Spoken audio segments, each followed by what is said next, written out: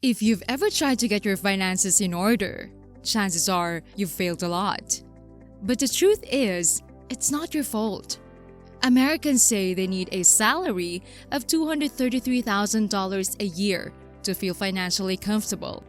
But in 2022, the real median household income was just a third of that, at $74,500.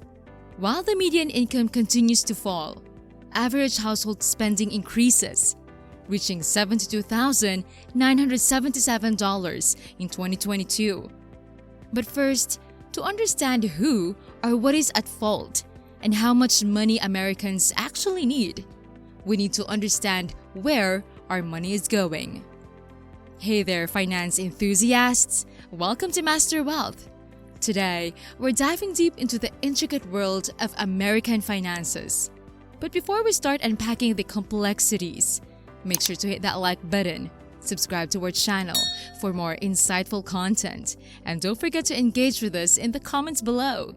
Share your thoughts, experiences, and questions as we unravel the layers of income, expenditure, and the evolving nature of work. Now, let's jump into this exploration of economic shifts, generational disparities, and the elusive concept of a living wage. Looking at the numbers, it's clear that where all our money is going, this isn't financially sustainable. A spending pattern where people must use 98% of their income just to get by. A cycle perpetuated by 6 major expenses. First, there is housing to think about. Depending on if you own or rent, your monthly expense could be drastically different. In 2023, the median national rent is around $22,000. Thankfully, rent payments are usually the same every month, with no surprises. Property taxes increasing? None of your business. Roof leaking? Call the landlord. When it comes to owning a house, however, it's a different story. The typical monthly mortgage is $265. But then there are HOA fees, property taxes, and your occasional blocked toilet to account for. So, for both renters and homeowners, let's say the average housing expense, including utilities, is about $2,400 a month. Next, there's transportation. Car ownership has been an American obsession. Kids draw pictures of cars, teenagers pretend to drive them, and adults fantasize about their dream four-wheeler. As a result, 91.7% of households have at least one car. In recent years, the rise in the cost of car ownership has outpaced inflation. The cost to own a vehicle is at an all-time high. AAA says the average cost to own a single car is about $9,400 per year or more. Specifically, $778 a month. On this next point, healthcare. When you're sick, do you go to the doctor's office or just lay on your couch hoping you'll get better? Because you want to avoid that hefty medical bill, which nowadays typically costs $8,200 per year or $683 a month. Then, there's student loans and childhood education to think about. Whether you studied electrical engineering from MIT or majored in poetic philosophy in Iowa State, student loan payments can vary. For a household with 2 college graduates, payments can be another $400 to $600 a month.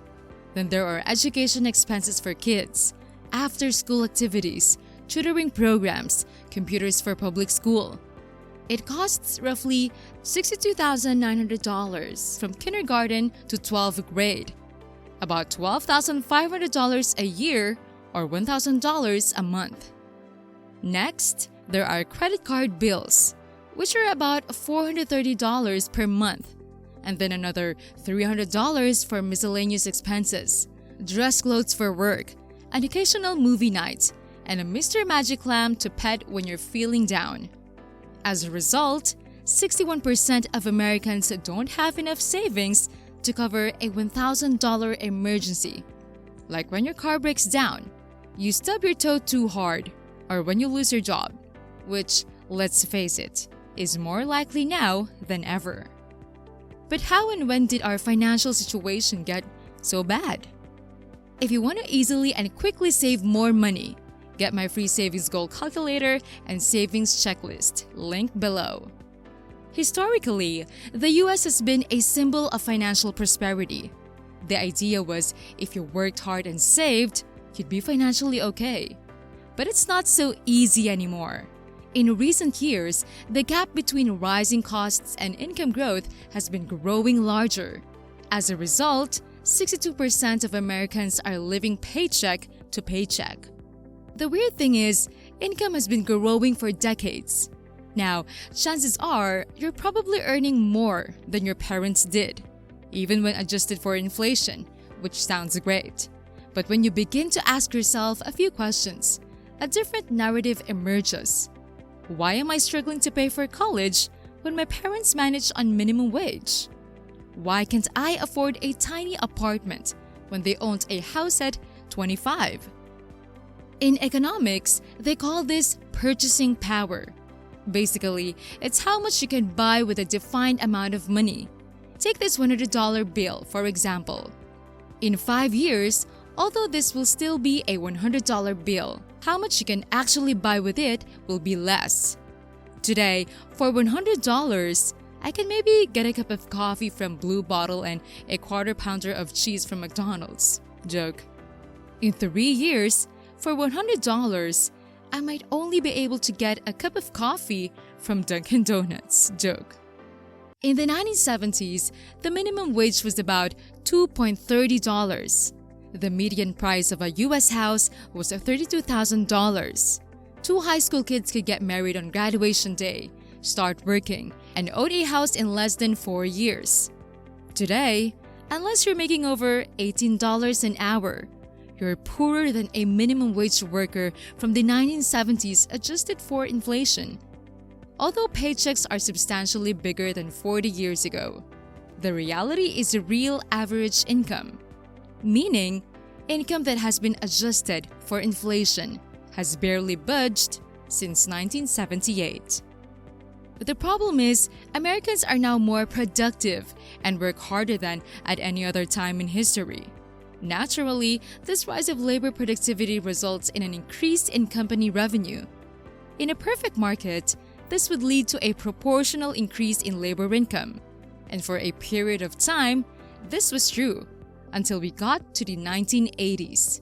In the 1980s, a gap started to form.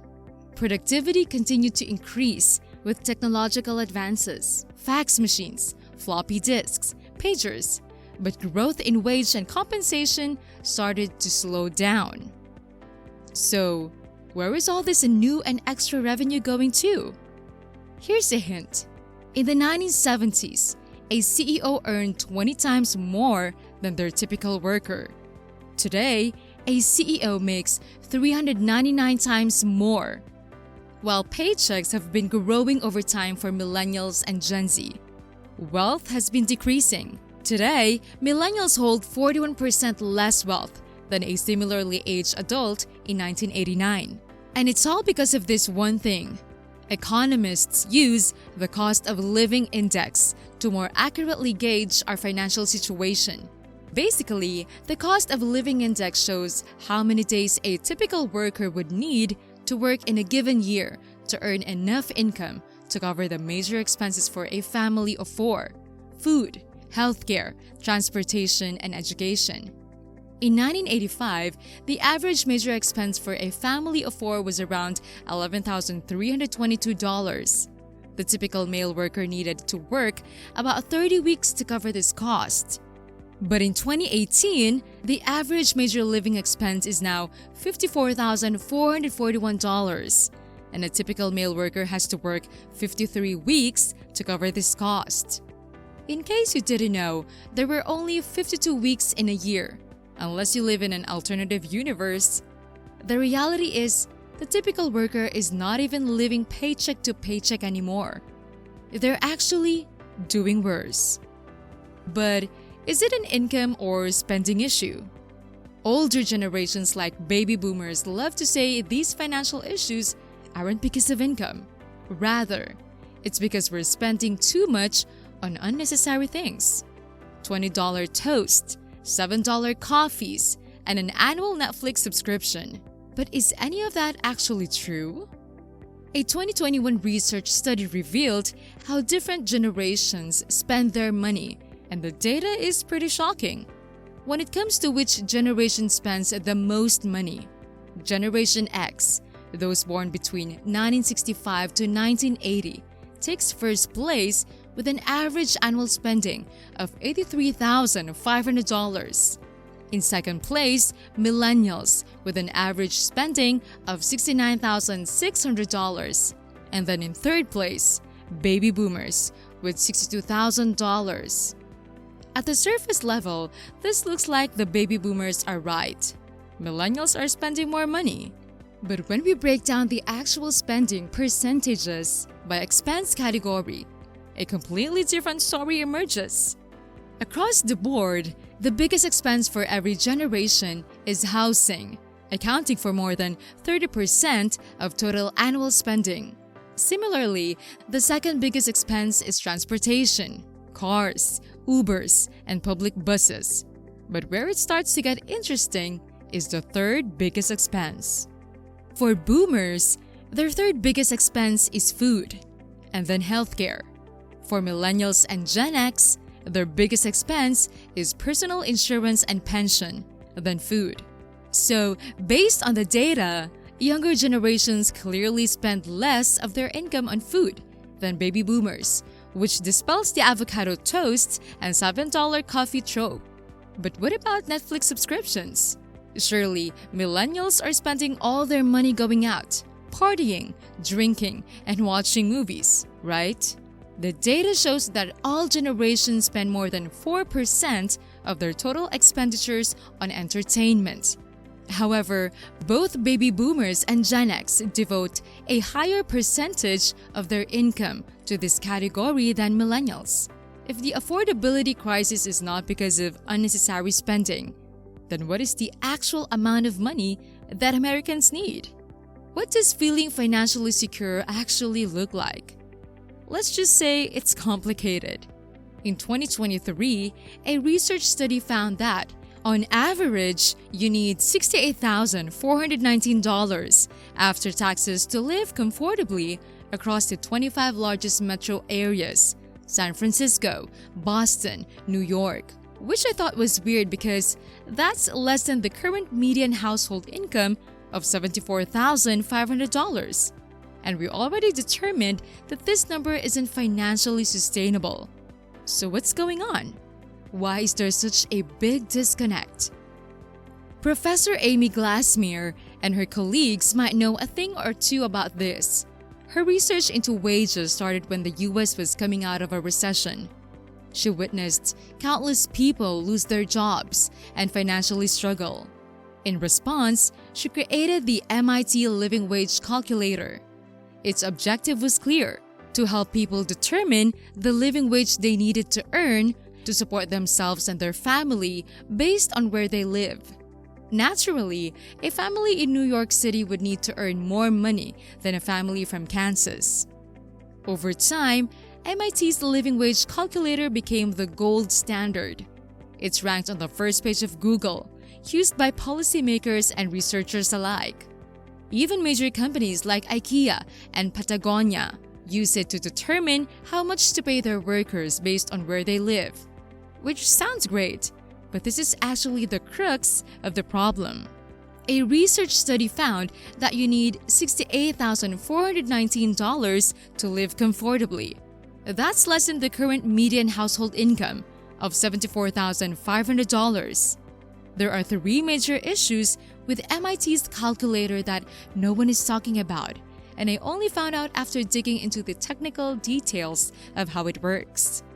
First, the calculator does not budget for common living expenses.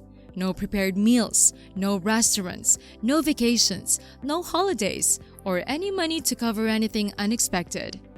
Broke your phone? Good luck. Fridge stopped working? Oops. Got a parking ticket? Too bad. Next, it doesn't incorporate savings of any kind. Meaning, if the calculator says you need to earn $60,000 to live, you are expected to spend the entire $60,000. There won't be anything extra. No emergency fund, no savings, no safety net. Want to retire one day? You can't. Want to buy a house?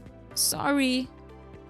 But if you do want to quickly and easily save more money, get my free savings goal calculator and savings checklist, link below.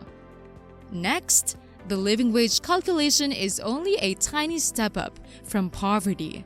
Meaning, if your state's poverty rate is $30,000 a year, the calculator will say your living wage is $33,000. MIT's living wage calculator, and I quote from its website, draws a very fine line between the financial independence of the working poor and the need to seek out public assistance or suffer consistent and severe housing and food insecurity. But the real problem isn't how the calculator works. Professor Glassmere is transparent and documents all the assumptions and methodologies used. The real problem is this. In 1929, President Theodore Roosevelt introduced the idea of a living wage through the country. He said a living wage should let workers secure the elements of a normal standard of living, including education, recreation, childcare, a cushion for periods of sickness, and savings for old age. While most Americans understand this to be the definition of a living wage, the calculator, which is named the living wage calculator, doesn't achieve this in reality. It calculates the minimum rock-bottom wage you need to not starve or be homeless. Knowingly or not, research studies and policymakers use MIT's living wage calculator all the time. As a result, study after study consistently underestimates how much money an American actually needs. They think they're using a living wage in the traditional sense, but in reality, the number is just a step up from poverty. The problem is that these studies set the baseline for major companies like IKEA and Patagonia on how much they should pay their employees. Companies like this enjoy the reputational benefits of claiming to pay a living wage based on MIT's living wage calculator, but they completely leave out how this wage is calculated. So, until we have a new calculator methodology, we won't have an empirical number on how much money Americans actually need. But what if I said that this should be the least of your worries? What most people don't realize is that something weird is happening to your job today. Employers are firing people without actually firing people, but that is a topic for another video. If you'd like us to make a video on that, please comment "Employers firing without firing?" down in the comments. As always, we're eager to see your success with the information we put out. See you in the next video. Cheers!